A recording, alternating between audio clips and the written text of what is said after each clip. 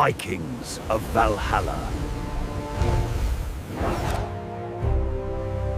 En el extremo más frío del planeta, donde el aire corta la piel en segundos y el silencio puede matar más rápido que el hambre, los vikingos lograron lo imposible: cazar más de 5.000 kilos de carne sin acero, sin pólvora, sin piedad.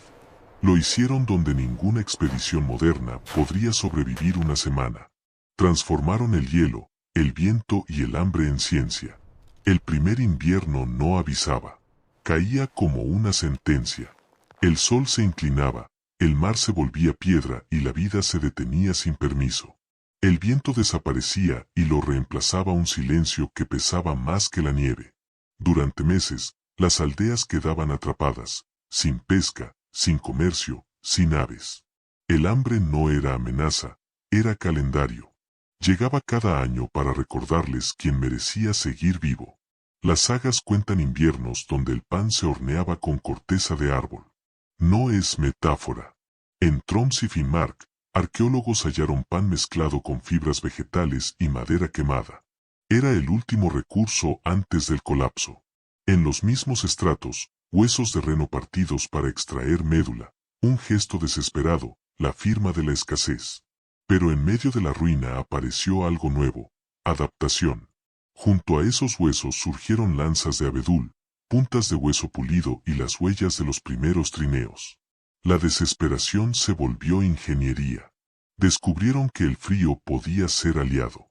En el silencio del Ártico, aprendieron que los olores se detienen, que el sonido viaja más lejos, que la nieve guarda secretos que el sol borra en minutos. Leían el hielo como otros leen el cielo.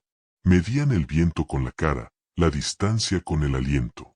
Un cazador experto podía saber la dirección del aire por la forma en que salía su vapor. Era meteorología sin fórmulas, física pura del instinto. Cada cacería era una ecuación: peso, tiempo, temperatura.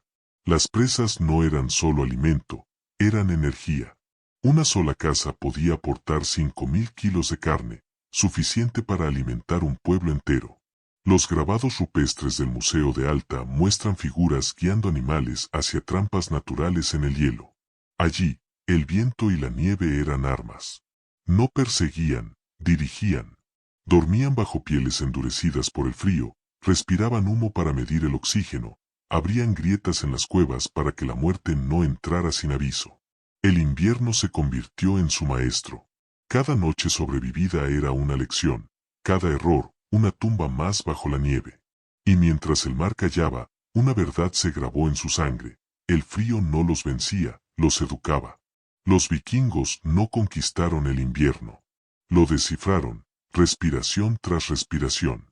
Pero aún ignoraban lo que dormía bajo sus pies. Porque el hielo, también, está vivo. Y cuando empezó a moverse, descubrieron que el verdadero cazador no era el hombre, era algo mucho más antiguo que el hambre.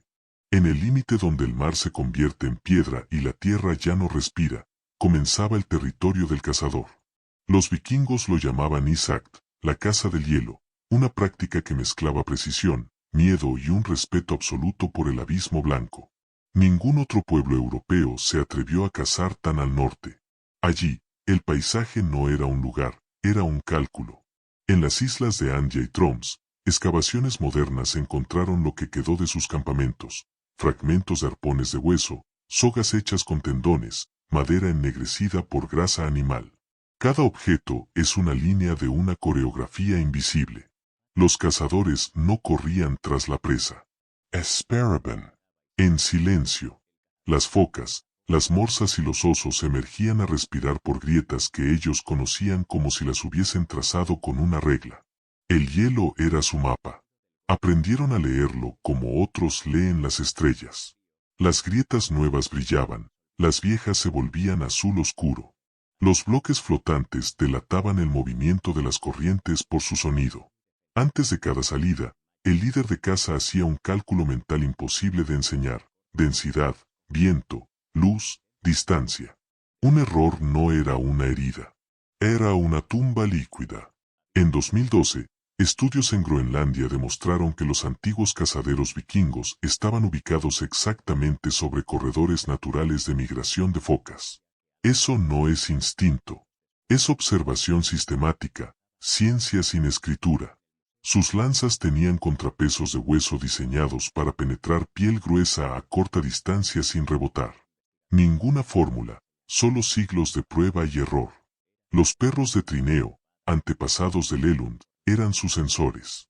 Su olfato encontraba respiraderos invisibles bajo la nieve.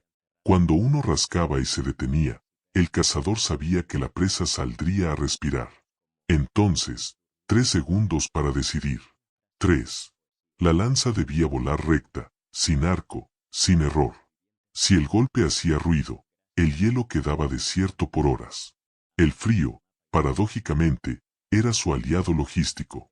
La carne se congelaba apenas tocaba el aire.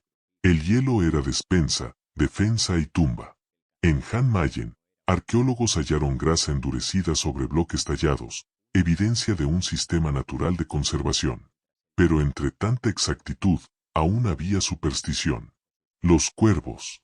Cuando abandonaban el hielo, los hombres sabían que algo estaba por romperse.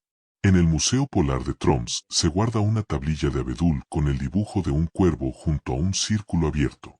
No era arte, era una advertencia. No avanzar. Cada jornada era una apuesta contra el mar. Muchos no regresaban. Las grietas podían cerrarse en un segundo, tragando hombres y perros sin dejar sonido. Las sagas los llaman los que durmieron bajo el hielo. No poesía, registro. Pero los que volvían traían más que carne. Traían conocimiento. Cada expedición agrandaba un mapa invisible del norte.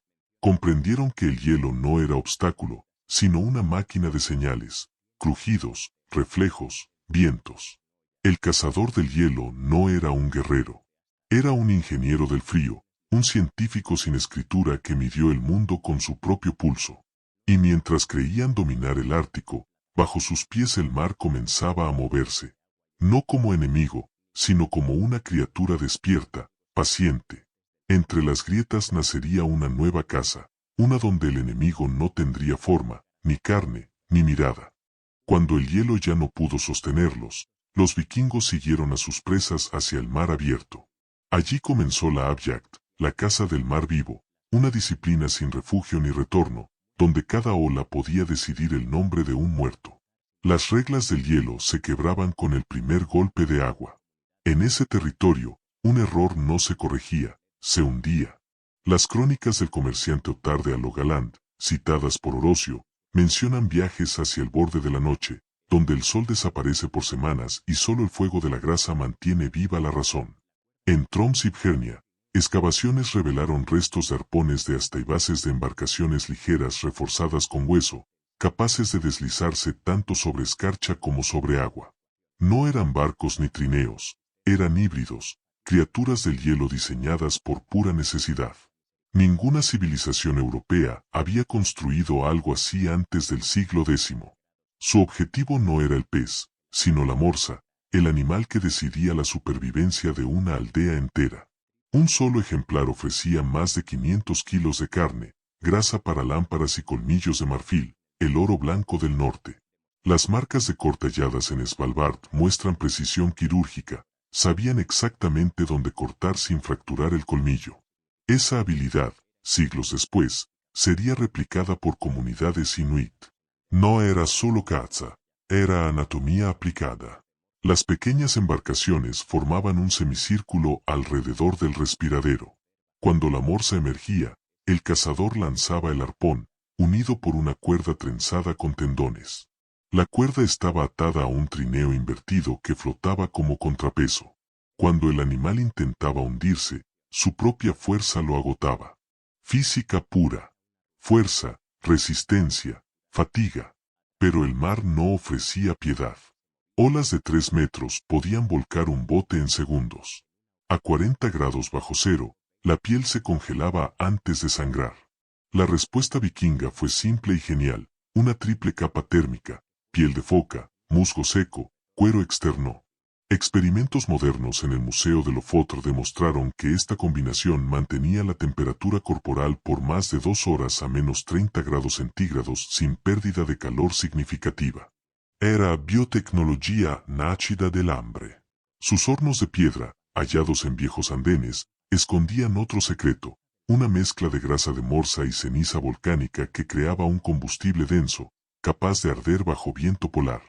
Ese fuego iluminaba la noche ártica y secaba las pieles que luego se convertían en velas. Fuego, hielo y grasa, un sistema cerrado de energía, alimento y protección. Pero ni la técnica bastaba contra el mar. Las sagas narran un día en que el océano devoró 20 hombres sin espuma, tragándolos entre placas de hielo que se movían como cuchillas. Los cuerpos nunca se hallaron.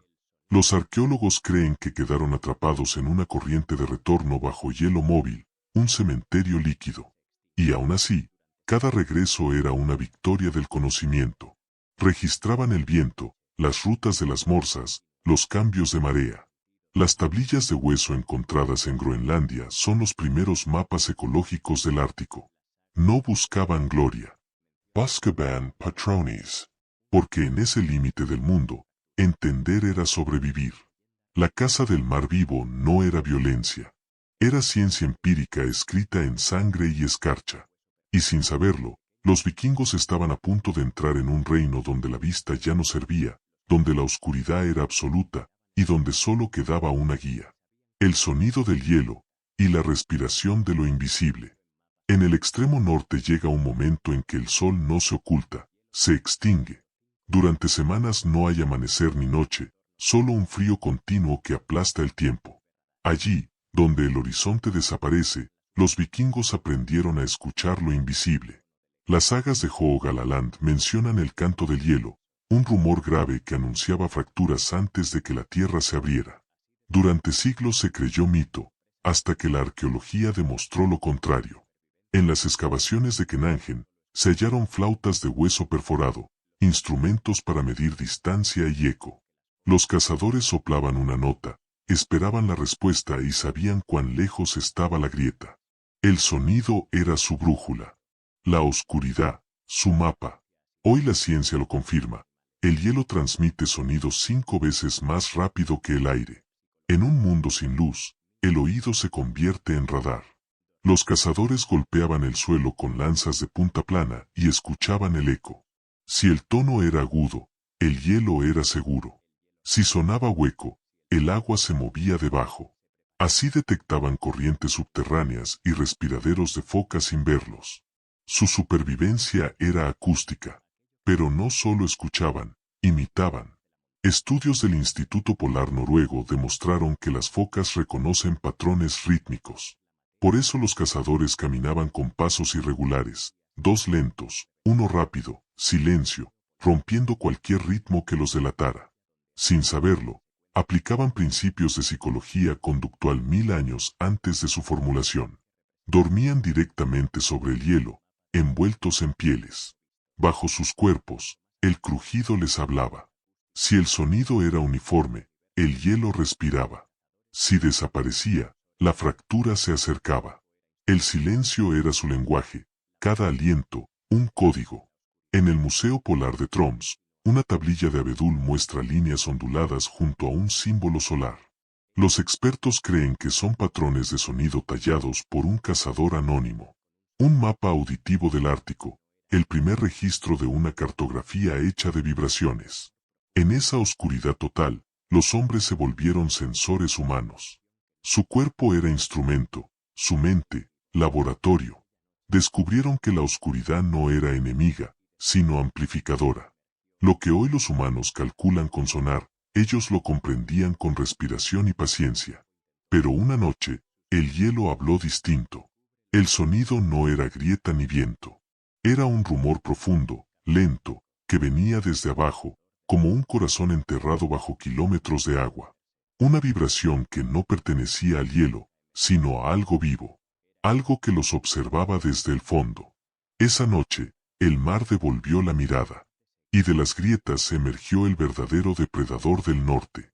El hielo rugió antes de quebrarse. Primero fue un temblor bajo, como si el mundo inhalara. Luego, el silencio absoluto. Y entonces, una sombra blanca emergió sin sonido, sin aviso, sin miedo.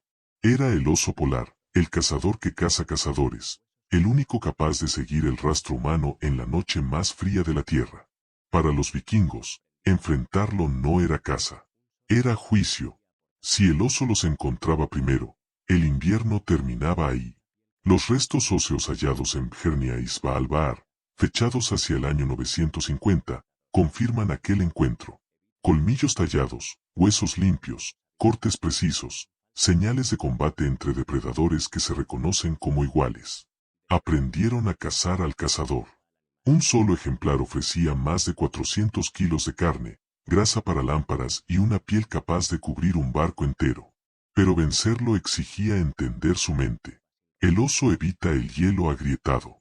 Así que los vikingos lo engañaban con trampas de luz, vertían grasa líquida sobre la nieve, dejándola congelar hasta formar un brillo falso. Desde lejos parecía hielo sólido. El animal se desviaba, confiado, hacia el respiradero que ellos controlaban. Allí lo esperaban lanzas con puntas de hueso reforzado con cobre, diseñadas para perforar sin romper. Cirugía en plena oscuridad. En el Museo Polar de Troms se conservan cuchillos curvos usados para cortar grasa sin dañar músculo, idénticos a los que siglos después usarían los inuit. No había desperdicio. Cada parte del cuerpo servía: carne, grasa, piel, tendones, colmillos.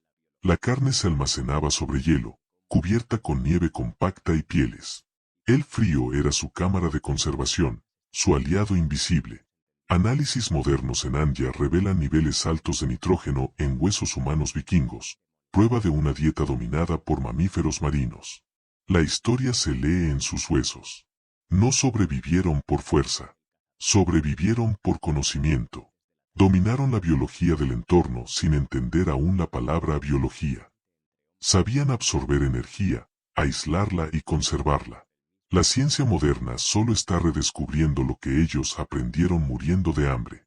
Pero la caza del oso era también un rito. El primer golpe de lanza se daba en silencio. El cazador ofrecía su respiración al hielo antes del ataque.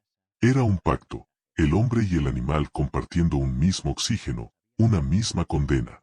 Cuando el sol regresaba, los sobrevivientes volvían entre fragmentos de hielo, arrastrando en sus trineos carne, grasa y silencio. No había cantos ni trofeos. Solo fuego, grasa y memoria. El invierno no los destruyó. Los transformó. Los volvió una nueva especie, humanos que entendían la física del frío y la ética del hambre. Hoy, bajo los glaciares de Svalbard, los científicos aún encuentran huellas de esa inteligencia, herramientas, huesos tallados, rastros de grasa endurecida. Cada hallazgo repite una lección escrita en hielo. Entender es resistir. El frío les enseñó que el conocimiento no nace del dominio, sino de la observación. En un mundo que se congela y se derrite con la misma facilidad, su verdad sigue viva. Quien escucha al hielo, sobrevive. Bajo esa capa blanca aún duermen sus herramientas.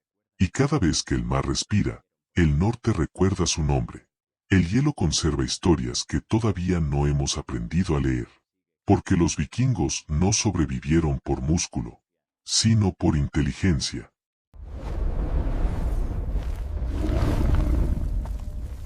Únete a este canal.